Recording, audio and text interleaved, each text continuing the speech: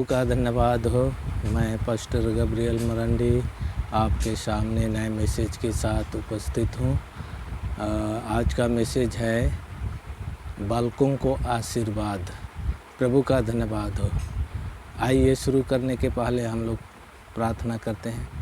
धन्यवाद हो प्रभु जी, तेरी महिमा हो, तेरी प्रशंसा हो प्रभु यीशु, हालेलुया। प्रभु जी तेरी बड़ाई हो, तेरी प्रशंसा हो प्रभु जी, आज के सुंदर दिन के लिए प्रभु यीशु, हालेलुया। प्रभु जी आज फिर से प्रभु जी हालेलुया नया मैसेज के साथ प्रभु जी हालेलुया प्रभु जी संसार को प्रकट करने के लिए हालेलुया हम उपस्थित हुए हैं प्रभु यीशु। प्रभु जी हालेलुया आज का मैसेज है बालकों को आशीर्वाद। प्रभु यीशु लॉर्ड जीसस, इस मैसेज जगत के छोर तक जाने पाए, तेरे अनुग्रह, तेरी दया, तेरी कृपा लोगों तक पहुंचने पाए प्रभु यीशु, तेरा राज्य बढ़ने पाए, तेरी कलीसिया बढ़ने पाए प्रभु जी। और जितने प्रभु जी मुझे फॉलो करते हैं और जो नहीं भी फॉलो करते हैं, उनके जीवन में जो भी मुसीबतें हैं, बीमारी है, कमजोरी है, विपरीत परिस्थिति है, गरीबी है, हालेलुया लड़ाई झगड़े है, क्लेश है, सबको दूर कर प्रभु यीशु हालेलुया। प्रभु जी अपने शरण में रखना, आशीष दे, निकास दे प्रभु यीशु हालेलुया। सारी बातों को तेरे हाथों पर सौंपते हुए प्रभु जी इस विनती को यीशु के नाम से मांगते हैं, सुन और स्वर्ग में ग्रहण कर पिता, आमीन। Praise the Lord. सबको जय मसीह। आज का मैसेज है बालकों को आशीर्वाद। प्रभु का धन्यवाद हो। पहला वचन हम लोग देखेंगे मत्ती रचित सुसमाचार 19 का 13 पद। तब लोग बालकों को अपने पास लाए कि उन पर हाथ रखे और प्रार्थना करे, वह चेलों ने उन्हें डांटा। प्रभु का धन्यवाद हो। प्रभु यीशु के पास लोग अपने बालकों को लेकर के आए ताकि यीशु मसीह अपने बालकों के सिर पर हाथ रखे और प्रार्थना करे, आशीष दे, आशीर्वाद दे, ताकि जीवन में उन्नति पाए। इस बात को सोच करके लोग, यहूदी फरीसी सदूकी लोग यीशु मसीह के पास अपने अपने बालकों को लेकर के आए। प्रभु का धन्यवाद हो। और इस तरह से उससे प्रार्थना करने के उद्देश्य से लाए थे। प्रभु का धन्यवाद हो। लेकिन यीशु मसीह के चेले लोग उन बालकों को देख करके डांटा और यीशु मसीह के पास आने से मना किया, और इस तरह से उनको मना किया, आने नहीं दिया। और जब ये घटनाएं को जब देखा यीशु मसीह, तो यहाँ पर मत्ती रचित सुसमाचार 19 का 13 पद में लिखा है, यीशु ने कहा बालकों को मेरे पास आने दो और उन्हें मना ना करो, क्योंकि स्वर्ग का राज ऐसों ही का है। जब यीशु मसीह ने मना करते हुए अपने चेलों को देखा, तो चेलों को डांटा यीशु मसीह कि बालकों को मेरे पास आने दो, उन्हें मना ना करो, क्योंकि स्वर्ग का राज ऐसे ही लोगों के लिए है। बालकों के समान जो अपने आप को बनाता है, बालकों के समान जो भोला बनाता है, बालकों के समान जो लड़ाई झगड़ा नहीं करता, मारपीट नहीं करता, गाली गलौज नहीं करता, वैसे ही लोगों के लिए स्वर्ग है और स्वर्ग का दरवाज़ा उनके लिए खुला है। इस तरह से यीशु मसीह अपने लोगों को समझा रहा था, यहूदी फरीसी सदूकियों को समझा रहा था, भीड़ को समझा रहा था, ताकि लोग समझने पाए। बहुत स्पष्ट शब्दों से समझा रहा था प्रभु यीशु मसीह। प्रभु का धन्यवाद हो।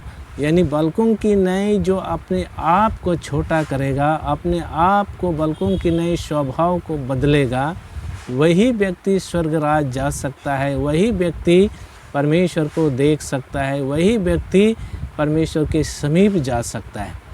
प्रभु यीशु मसीह का धन्यवाद हो कि हम उसके बताए पद चिन्हों पर हम चल रहे हैं और इस तरह से उसके आशीषों का हम प्राप्त किए हैं। प्रभु का धन्यवाद हो। इसलिए सारे संसार के लोगों को यहाँ पर कहता है, बालकों की नई अपने मन को छोटा करो, अपने मन को बालकों की नई बनाओ, अपने चाल चलन को बालकों की नई करो, ताकि परमेश्वर का राज्य तुम्हारे पास आए और परमेश्वर का राज्य का द्वार खुल जाए। यीशु मसीह की यही इच्छा है। और हम लोग आगे देखेंगे मत्ती रचित सुसमाचार 18 का 3 पद। वहाँ का लिखा है, और कहा मैं तुमसे सच कहता हूँ, जब तक ना फिरो और बालकों के समान ना बनो, तुम स्वर्ग के राज में प्रवेश करने नहीं पाओगे। और इस तरह से यहूदी फरीसी सदूकियों को समझा रहा था कि जब तक बालकों की नहीं अपने आप को, अपने चाल चलन को, अपने मन को नहीं फिराओगे और बालक के समान नहीं बनोगे तो तुम स्वर्ग के राज में प्रवेश नहीं कर सकते। यीशु मसीह यहाँ स्पष्ट रूप से अपने चेलों को और इस तरह से यहूदी फरीसी सदूकियों को समझा रहा था, संसार के लोगों को समझा रहा था, बालक की नहीं अपने आप को बनाना है।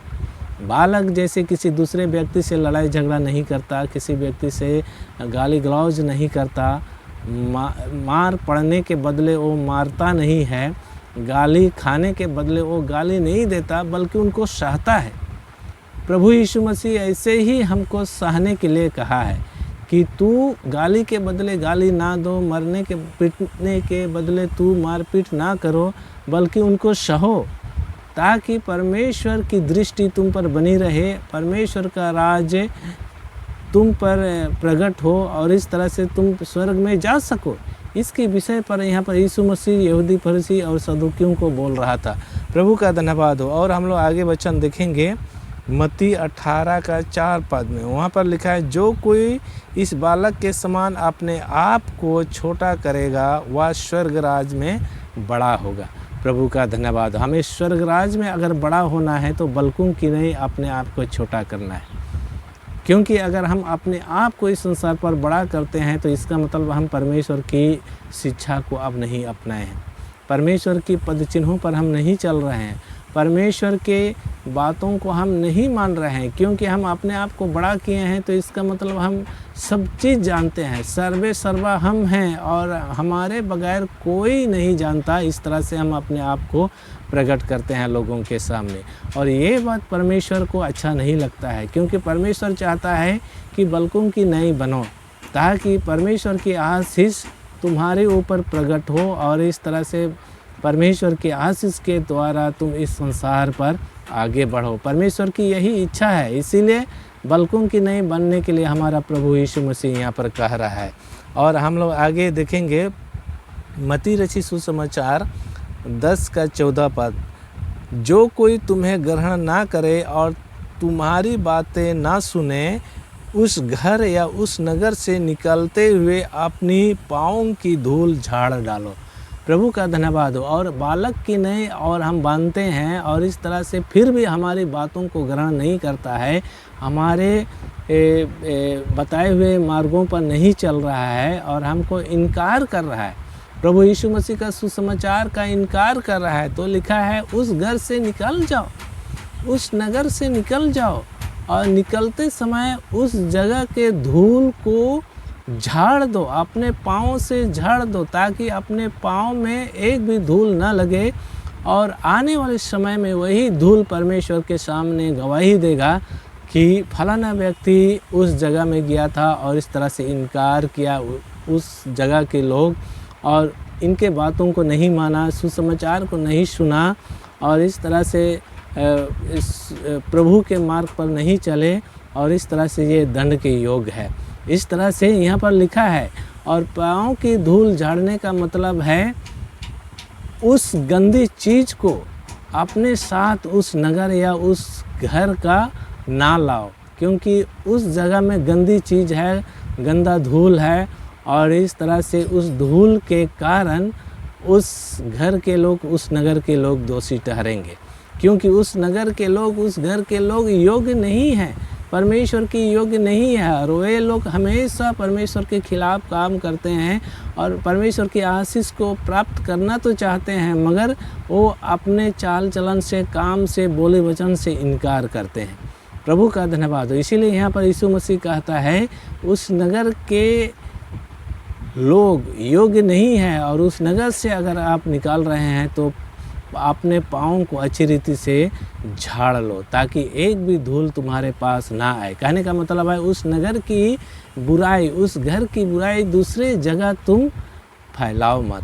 प्रभु का धन्यवाद हो। दूसरे जगह तुम फैलाओ मत, उसका जिक्र भी मत करो और इस तरह से उसके गंदे कामों को उन लोगों के गंदे चाल चलन को दूसरे जगह तुम मत फैलाओ, ताकि लोग सुन करके बिगड़ ना जाएं और परमेश्वर के राज में जो जाने के लिए तैयार हुए हैं उनका मन खराब ना हो। इस तरह से यहाँ पर कहा है, इसीलिए उनसे बचने के लिए हमें यहाँ पर कहा है। प्रभु का धन्यवाद हो। बालकों की नहीं, अपने आप को बनाना है ताकि परमेश्वर के राज के योग्य हम बन सके। इस वचन से प्रभु आप सबको आशीष दे।